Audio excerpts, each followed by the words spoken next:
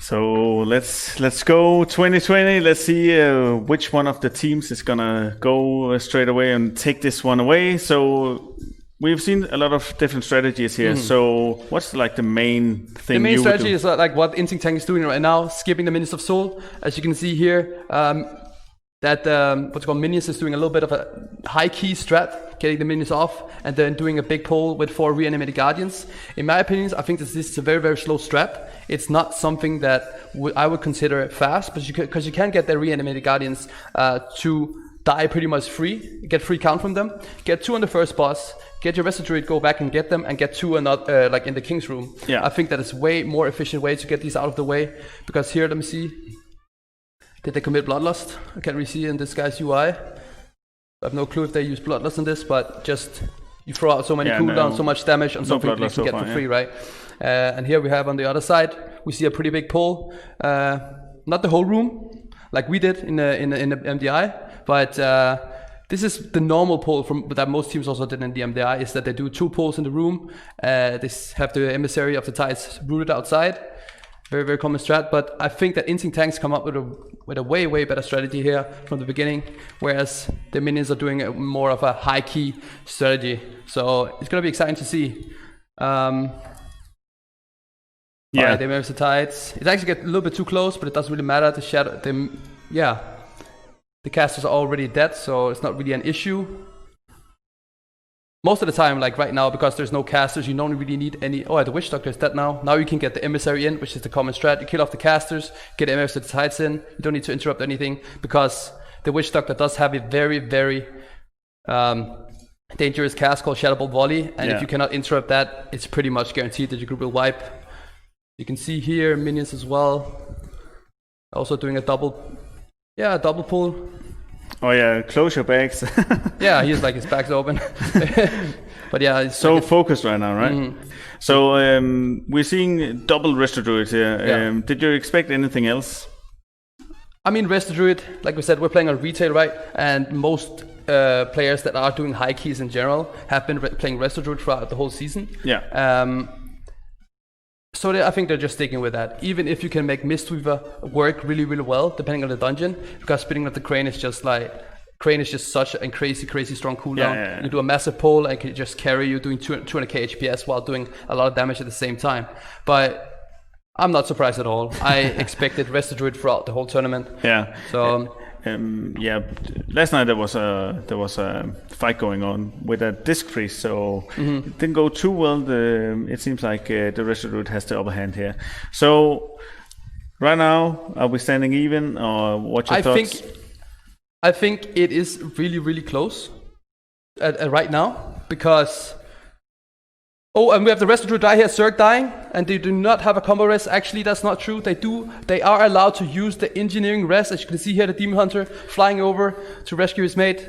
Oh, and we have the Monk down as well. Okay, this is not looking good for Inting Tank right now. We got 2 deaths. They have 2 deaths on the board, and they have pulled the boss. In my opinion, they need to reset the boss right now to make up for this, and make the Monk, he could just release, and they can finish off the reanimated Guardians. But like we said as well, getting 2 Guardians with the boss is like the most efficient strategy in my opinion. So I expected them to do this, like the good teams. However, they're not making it work right now.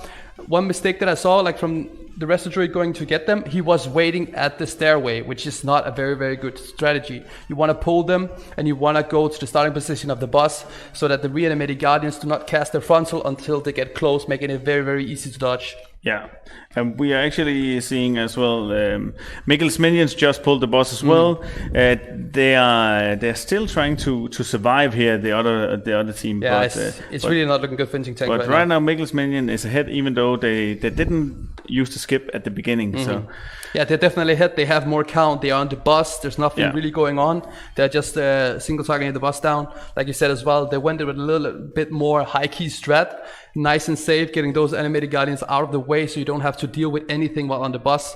You have no animated Guardians to worry about. You can just single target the boss down. The only thing you really have to worry about is the control and the blobs, which of course when they breach buff give him absorb shield, and that is a huge absorb shield, and it's just an additional I think it's like 3-4 million extra of damage on the boss needed if 1 blob of them goes in, and it also increases the boss damage, so it's definitely not something you want to happen at all.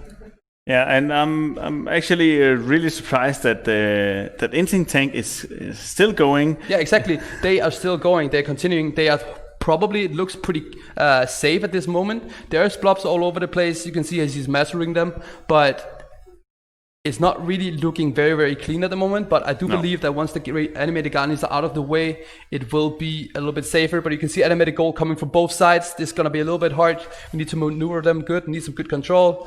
And they just kill it off. Safe play, get it out of the way. Nothing to worry about. But yeah, it's only the boss now. But they have been formatting the boss the whole way, obviously making the boss fight take considerably way longer time, while the other team is just finishing off the King's Room at the moment. Looking nice and steady throughout the whole way. Yeah, so looking back, do you think that it was the right call to keep going instead of just a hard reset? They only got 2 deaths, right? So yeah, exactly. They have 2 deaths on the board, 10 seconds death timer, but in my opinion, a quick reset on the boss, get your 30 PS up. That would probably have given them more time. Yeah. Because right now they're formatting them, and there is a Ring of Peace into the boss, giving him the absorb shield. Oh. Okay, and it looks like it's a wipe. Yeah. Okay, So there we go. Yeah, 100% a wipe right from Inting Tanks is not looking good. I think it's going to minions at this point. There's nothing. There's no way you can recover here. Minions can even make a full team wipe and still be out on top. Yeah. This is not looking good from Inting Tanks right now. So looking at a standpoint from Inting Tank right now, would you be tilted right now? Because some of this actually happened to you in the first MDI, right? Where you pulled and it bugged and everybody died and you lost the game. And right now they just wiped. Mm-hmm. And do you think that they are able to muster up and come back, or are they tilted right now?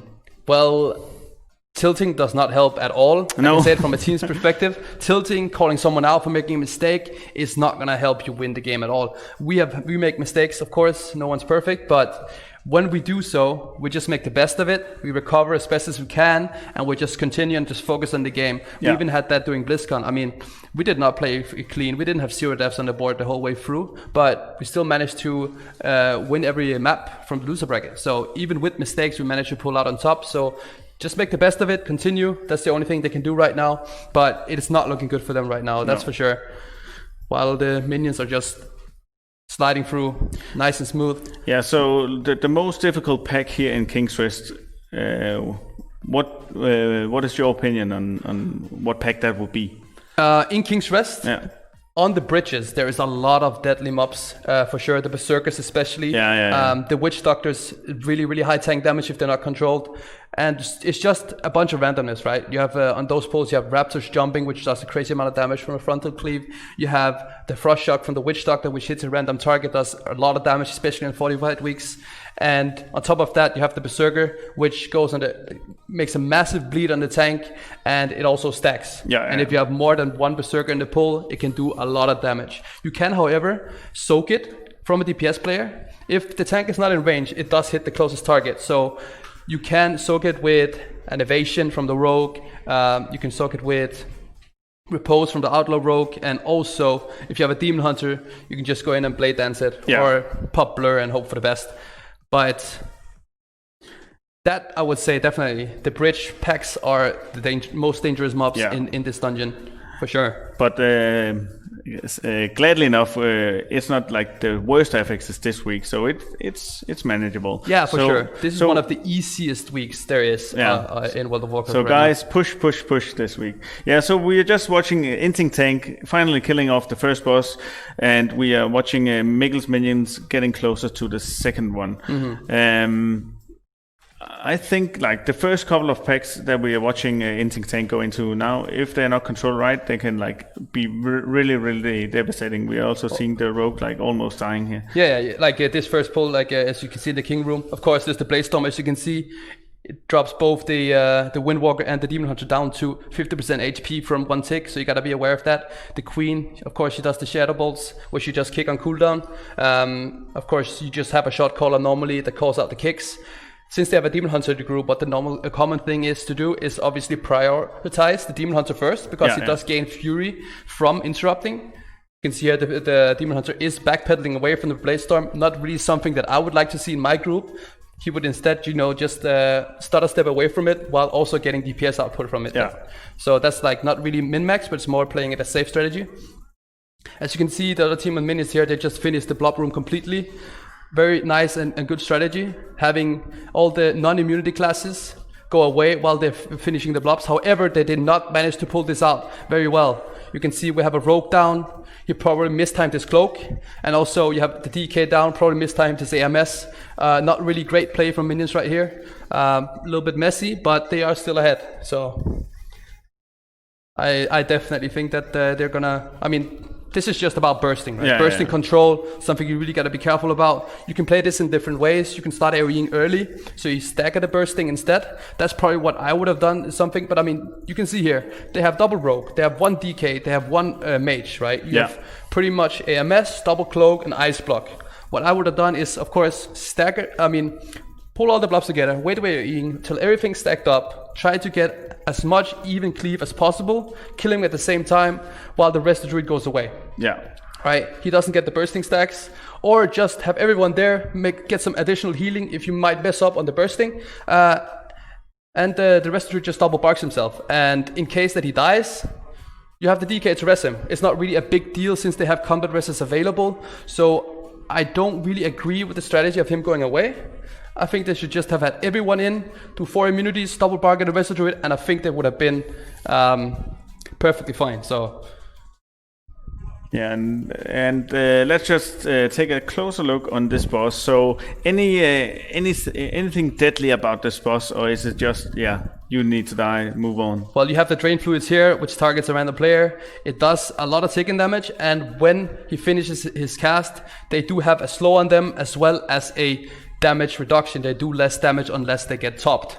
So how we played it usually in the MDI is that you can either just vanish it, cloak it instantly, get it away, and then just get additional melee swings and additional fires in the room, because his timers obviously, since he skips the ticking timer, he starts using his next mechanic more frequently, right? Yeah. So what we did was that we took all except the last tick, vanished at the last second, pretty much using our HP as a resource, so that our healer had to use less tank healing and could use more of his globals on DPS instead. Very, very min-max strategy, going down to like the last small DPS details. And those are the things you got to think about when you're playing at the highest level. Anything you can just pump out a little bit of DPS. Very, very important. So here they're coming up to finish off the boss, and like after this is when we're going to see one of the hardest packs in. I'm curious to see like what packs everyone has chosen to play, because in King's Rest it's pretty straightforward dungeon. Not a lot you can do differently except for what mobs you play in the bridge. So they're pulling back the emissary of the tides, they're finishing it off first, instead of what the normal strategy would be, was to be CCing it and getting back in. Okay, so we have the Berserker, 2 Witch Doctors, 2 Hexpriests, sorry. If they're not controlled properly, there will be a lot of tank damage going on right here. But it is a 15, so I don't think it's gonna be that much for these guys. They're very, very experienced and have done high keys. So here you come, the Bloodlust goes out. Common place to use Bloodlust, one of these harder packs. And then you have, after this pull, there is a Void Touch Emissary. They are not playing Alliance, so you can't just Shadow Melt them off like you see the common strategy in the MDI. So, and there's also the Brute coming. So there's a lot of stuff you need to dodge if you're playing the Brute with 2 Raptors, a Beastmaster, and a Void Touch Emissary. So I'm curious to see what they're going to do about that. Or if they're just waiting for the Brute, finishing it off, and then doing the Void Touch Emissary afterwards. Or maybe they're throwing out some CC on the Beastmaster and going... maybe CC the Beastmaster, pull back, do the Raptors with the Brute, and then do the Beastmaster with what's Emissary. Maybe something like that along the lines, we'll see. Or if they just go full, like the Brute alone, nothing fancy, nothing cool, just finish it off nice and easy. That's the safe bet. And they don't need to do anything more. They're ahead by a mile, so pretty good decision from them. And we are watching Inting Tank. They just pulled a lot of the blobs, and in this dungeon, you really need to like control the bursting, right? And they got 4 stacks, and they're just killing them slowly. But right now, if they kill all of these guys at the same time, I think it's a small wipe. Yeah. We got 6 deaths so far. They really need to control the bursting. They reset it. They're on 5 stacks. They have 5 stack into 6 stack. You see some healing area. You see the train going out. Let's go, healer. Let's go, Serki. Let's go. Yeah, well, you got this, bro. All right, so we see both teams messing up the bursting in this room. It is a hard thing to do, not gonna lie. You need to play it really, really well. So if anyone messes up, if anyone uses an immunity too early, if anyone like is not good enough at swapping to the right targets, because doing equal DPS is pretty hard, right? Because you have someone you're attacking. You have, if you're playing Diver's Folly, you will also get the charge damage on 3 targets as well. So there will be some uneven DPS where you got a really micromanagement. It's just like keep swapping targets to like even out the DPS. And of course, you got to rely on everyone in the team to be able to do that. Do it really, really well. So again, Mikkels Minion is slowly getting to the bridge. They're clearing everything else, and we actually see Inting Tank getting closer and closer to the second boss. No deaths so far. No deaths. They have 2 deaths. 2 deaths. 2 deaths so far on Mikkels Minions, and 6 on Inting Tank. Of course, they had the 2 deaths in the King's room earlier. Of course, they're not allowed like to check each other's streams. I don't know if someone is telling if they are far ahead, but right now they are still pushing. So 1 big mistake, 1 big wipe, and they are actually even again. So not even for 1 wipe, I guess, because they still need to kill the boss, right? The thing is, wiping in King's Rest is really, really big, because you do get teleported back to the beginning of the dungeon. However, after you have killed the council, you will get a new spawn point at the council boss, and at that point, a wipe is not really the end of the world. But if you wipe at this point, you will get teleported back, and the travel time is very, very long. So you can see here they're doing the Shroud. We're still probably going to the boss. Let's see if they bring some Berserkers with the boss. I don't think so. The soul skip is allowed. Yeah. So we are almost done with count here. So they need to get 100% count, right? Normally you get the last count from soul, but they do not have a demon hunter, so I do not know if they're doing a strategy. No. You can do it with a Resto Druid, but not very many people know how to do it. You can do it with a hunter and a Resto Druid, right? But most people just do it with demon hunter. It's also the easier way. What you can do is, like, if you have balanced affinity, which of course increases the range of your spells, you can do a disengage, and at the highest point you can hit the boss over the cage, attack the boss, he runs out, he reassists the boss, and boom, you do the same with the demon hunter. But yeah, you can do that with hunter as well, but like I said, not everyone knows about that, so I do not think we're gonna see that from this team. No, I think they're just gonna kill Sul off like normally. Yeah, and they are looking to still have like 4% to go. So how much do they need to clear everything, or can they Shroud and just go to Sul and kill Sul? And they need to kill. Sul is not giving a 4.1%. They need to kill the 2 Berserkers. The 2 Berserkers, yeah, I believe. I don't exactly know it in my head, but it's like Why? You're the champion. Yeah, I know, but I don't remember exactly how much percentage, but I do believe that they only need 1 Berserker only. Yeah. Since they only need 10 forces, and I think Sul gives something like 8 or 9, but he doesn't give 10, I believe. But I could be wrong. Okay, I could be wrong, and maybe they only need Sul. But yeah, you can see here this boss. Oh yeah, true. They need Sul, and they need the Beastmaster that they have controlled by the DK. That's right. The DK is controlling the Beastmaster. It does a lot of damage on tanks. It's been a while since I played DK, so that's why I didn't remember. But he does the Poison Barrage, the ability, and it stacks up, does a lot of tank damage, as you can see. Just taking the boss down crazy hard. This was a strategy that you used in the beginning of the expansion, but people have gone away from the DK meta, so this is not something you see very, very often. So they're just going to do Soul and then get the Beastmaster probably on the last boss as well. Yeah. And then they're just going to cleave it down when the last boss is low, probably like around 30%. They're going to release the Beastmaster and just cleave it down with the boss. Yeah, so on this boss, how do you prioritize like targeting? Because there's a lot of totems, there's a lot of stuff going on. Yes. Which totem needs to die, and what are your point of view on this? Well, there is the Thundering Totem, which interrupts you at the end of the cast. Very, very useless for a lot of metas. Unless you're a caster, you gotta stop casting, just like Quaking. But since we played a melee comp, we didn't really care about that one. We got one wave of totems, right? We have the Explosive Totem, which explodes for AoE damage when it finishes its cast. And then you have the Water Barrage, which is a lot of pools on the ground, throwing over the place. And then you have the Stone Bulwark, which gives an Absorb Shield. Oh, there we have the Shroud failing. So let's see how they're going to do with it. They're probably going to go ahead and die and get a Mass Res if the Rest Druid is not in combat. You see the Invis and the Vanishes from the Rogue, not the end of the world. They do a Mass Res here, getting up again. Oh, there's someone else in combat. It's probably the Rest Druid. He's probably going to get a... Yeah, he's dead. That's not really that great. You can see here he's sad. Maybe but we actually also saw Inting Tank losing to 3 of the members because they were on 6 death before. They are on 9 now. We didn't really capture that because we were watching the boss fight before. But they died on the bridge. Like you said, the most dangerous place in the dungeon, right? Yeah. All right, you can see the DK sacrificing himself, getting the combat rest on the rest of the druid, and then resting the rest of the team. But they need to get him up right. They're using combat rest to do so instead of a normal rest, so that the DK can take the Beastmaster again, which obviously broke after the Death Knight died, right? Yeah. So here you go again, back to normal. You can see he's tilted in his face now. And what's the reason for getting the Beastmaster? Well, like I said, the Beastmaster, it does a lot of damage with the Poison Barrage ability it has. So, I mean, it's a common strategy when you're DK. It just does a lot of tank damage. There's nothing else to it, really. It doesn't do anything extra special except just more free damage. But, yeah, we can see us finish off Shadow of Soul here. Nothing fancy, not skipping anything. And it's looking to be a minion win. Definitely. They're not even close Inting Tanks right now. No. You can see as the DH is going down, a lot of deaths going out. Rest of the Druid getting hit by the Brute. It's just really, really bad play right now.